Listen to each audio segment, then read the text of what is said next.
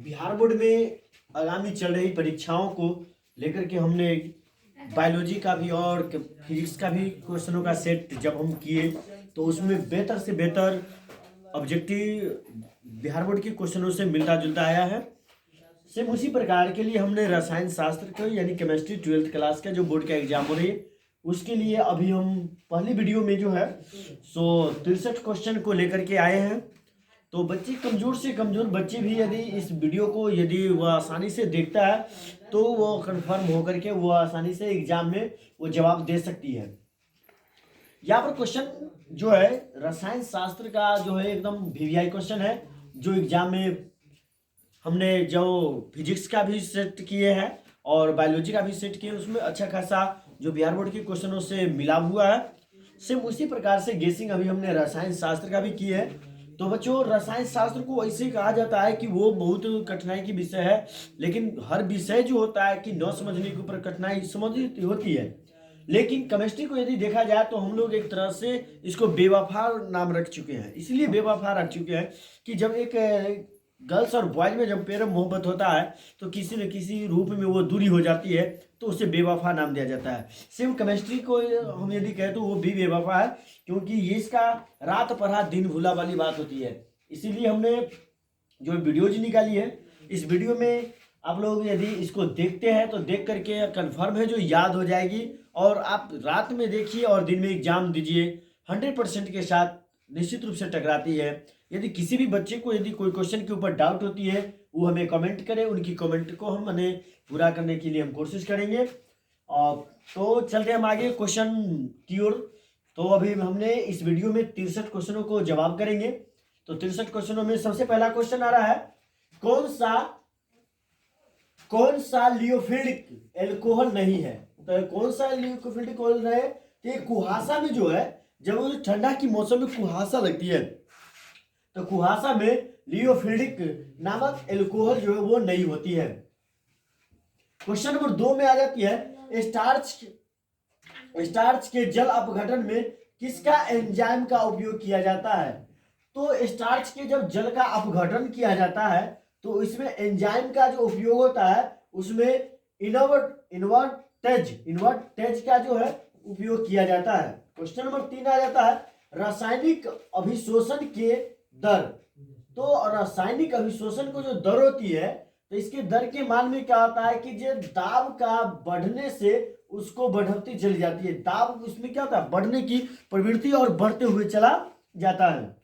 Question number 4 में आ जाता है, पृथ्वी की परत में सबसे अधिक मात्रा में पाए जाने वाले धातु कौन है। तो पृथ्वी की परत में पृथ्वी के अंदर में पाए जाने वाले सबसे ज्यादा जो धातु है वो Al यानी एल्युमिनियम हो जाती है ना। एल्युमिनियम का संकेत Al हो जाती है। क्वेश्चन नंबर 5 है, पायरोलिनियास में जो है पायरोलिनियास में अम्ल से में मौजूद होती है। तो अम्ल में इसको जो मौजूद होती है इसमें 10% एसिटिक अम्ल मौजूद होती है। कितने 10% जो है एसिटिक अम्ल जो है इसमें मौजूद हो जाते हैं। क्वेश्चन नंबर 6 है, कार्बन की सभी जगह CH3 लगा हुआ है लेकिन कार्बन के आगे जो है NH2 लगा हुआ है। तो यह एक प्रकार के ये क्या है। तो ये जो है ये संरचना ये प्राइमरी एमीन है ना। क्या है प्राइमरी एमीन है। क्वेश्चन नंबर 7 में आ जाता है, जलीय घोल में सबसे सबल भस्म क्या है। तो जलीय को घोल में जब जल के साथ जो हम जल में जो है घुलने का काम करते हैं, जल में घुलनशील पदार्थों को जब घुलाते हैं तो जल में घुलने वाले जो हो जाती है वो हो जाता है CH3 whole twice to NH हो जाती है ना। क्वेश्चन नंबर 8, C3H9N का अणुसूत्र के द्वारा में किसे व्यक्त किया जाता है। तो इसको व्यक्त जो है कई रूपों में किया जाता है। पहला है प्राइमरी एमीन है, सेकेंडरी एमीन है और टर्सरी एमीन है। ये 3 रूपों में इसका जो है अणु को संरचना किया जाता है। क्वेश्चन नंबर 9, किसको अवकृत करने से सेकेंडरी एमीन प्राप्त होता है। तो अवकृत करने के बाद जो है सेकेंडरी एमीन को प्राप्त करने के लिए ये जो है कार्बिल एमीन का प्रयोग किया जाता है। किसका कार्बिल एमीन का प्रयोग किया जाता है। अब क्वेश्चन नंबर 10 में आ जाता है, क्वेश्चन नंबर 10 में गन्ना ईख होता है और ईख की सहायता से चीनी का प्राप्त होता है। तो कहा जाता है गन्ने की चीनी के जल का अपघटन में क्या मिलता है। तो गन्ने द्वारा जो चीनी तैयार किया जाता है और चीनी को जब हम जल में अपघटित करते हैं तो वो घुल जाता है। तो घुलने के बाद वो किसका निर्माण करता है, ग्लूकोज एवं फ्रुक्टोज को निर्माण कर देती है। किसको, ग्लूकोज और फ्रुक्टोज को निर्माण कर देती है। अब कहता है एक एंजाइम का नाम बताए, तो प्रोटीन भी एक क्या है, एंजाइम आ जाता है। 11 नंबर में कहता है एंजाइम, तो प्रोटीन भी एक एंजाइम आ जाता है। क्वेश्चन नंबर 12, घनाकार क्रिस्टल में बेब्रेस जालकों की संख्या होती है। तो बेब्रेस जालक द्वारा जो है कई प्रकार की जालक बनाया गया था। बेब्रेस का कुल 14 गो था, जिसमें हमें सबसे प्रमुख कितने जालक, 3 जालक आ जाते हैं। क्वेश्चन नंबर 13, किस प्रकार के दोष के कारण क्रिस्टल के घनात्मक में कमी आ जाती है। तो किस प्रकार का हम यदि दोष उसमें होती है, जो क्रिस्टल का जो घनत्व होती है वो कम हो जाती है। तो क्रिस्टल के घनत्व होने का कारण जो है उसमें शॉर्ट की हो जाती है। क्या हो जाती है, शॉर्ट की हो जाती है। क्वेश्चन नंबर 14, कौन फेरोचुंबकीय पदार्थ है। तो फेरोचुंबकीय पदार्थ जो है Fe लोहा का संकेत हो जाता है। लोहा का संकेत के लिए Fe हो जाती है। तो लोहा का संकेत Fe होता है, तो Fe3O4 हो जाता है। क्वेश्चन नंबर 15, तो क्वेश्चन नंबर जो 15 है वो कहता है बिलियन के अनुसंख्या के गुणधर्म का उदाहरण दे। तो बिलियन के अनुसंख्या का गुणधर्म का जो एक उदाहरण है, तो इसका लिया जाता है कथनांक उन्नयन। क्या लिया जाता है आंसर, कथनांक उन्नयन। क्वेश्चन नंबर 16, घोलक के 1 किलो यानी 1 केजी यानी 1 किलोग्राम में उपस्थित घुलिये के मोलों की संख्या को कहते हैं।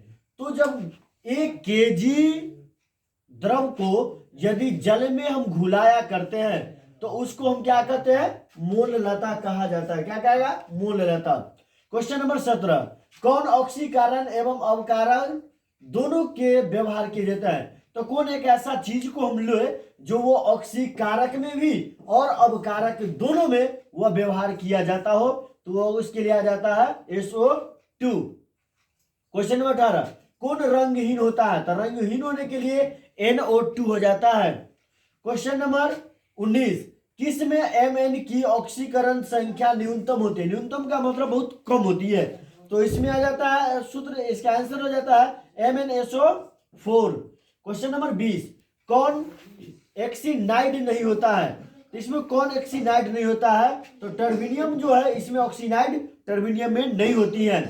क्वेश्चन नंबर 21 में कहता है कौन आयन रंगहीन होता है। तो आयन जो होता है 2 रूप में लिखा जाता है, एक धनात्मक रूप में और ऋणात्मक। तो धनात्मक प्लस में होती है और ऋणात्मक माइनस में होती है। तो यहाँ Cu यानी कॉपर, Cu किसका संकेत है, कॉपर को, जिसको हम तांबा भी कहते हैं। तो यहाँ पर जो है इसका धनात्मक रूप में लिया गया है कॉपर को। क्वेश्चन नंबर 12 कह रहा है कौन सा आयन प्रतिचुंबकीय है। तो कौन सी आयन जो है प्रतिचुंबकीय है, Sc3+ आयन के रूप में है ना। क्वेश्चन नंबर 23 कहता है विटामिन सी है। तो विटामिन सी क्या है।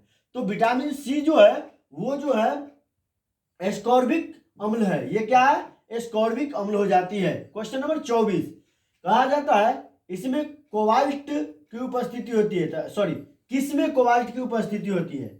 तो एक वैसा विटामिन लिया जाए जिसमें कोबाल्ट की मात्रा मौजूद होती है। तो कोबाल्ट की मात्रा जो होता है विटामिन B12 में होती है। किसमें, विटामिन B12 में। क्वेश्चन नंबर 25 है कौन योगशील बहुलक है। तो इसमें योगशील बहुलक के लिए जो आ जाती है वो उच्च घनत्व वाले पॉलीथीन है। कौन है, उच्च घनत्व वाले पॉलीथीन। क्वेश्चन नंबर 26, F2C बराबर CF2, यानी पहले लिया गया, यहाँ पर देखा जाएगा F2C है और इसके बराबर में आ गया है CF2, यानी इसी को उलट दिया गया है। यह किसका एलक है। तो ये जो है टेफ्लॉन का है। किसका है एलक, टेफ्लॉन का। क्वेश्चन नंबर 27, क्लोरोकेविन है क्या। तो क्लोरोकेविन जो है वो आ जाता है एंटीमोलेरियल में आ जाता है। किसमें, एंटीमोलेरियल में। क्वेश्चन नंबर 28, कौन ब्राउन स्पेक्ट्रम एंटीबायोटिक नहीं है। तो इसमें कहा जाता है कौन ब्राउन जो है वो स्पेक्ट्रम का एंटीबायोटिक में नहीं है। तो एंटीबायोटिक में आ जाता है इसके लिए पेनिसिलिन आ जाता है। कौन आ जाती है? पेनिसिलिन। क्वेश्चन नंबर 29 में आ जाती है कौन गैमोनिलिन है। तो इसमें से कौन गैमोलिन है? तो बेंजीन जो है, बेंजीन हेक्साक्लोराइड। कौन आ जाता है? Benzene hexachloride. क्वेश्चन नंबर 30, किसका हिमांक अवनमन से अधिकतम होता होगा? तो इसका जो हो जाता है K2SO4।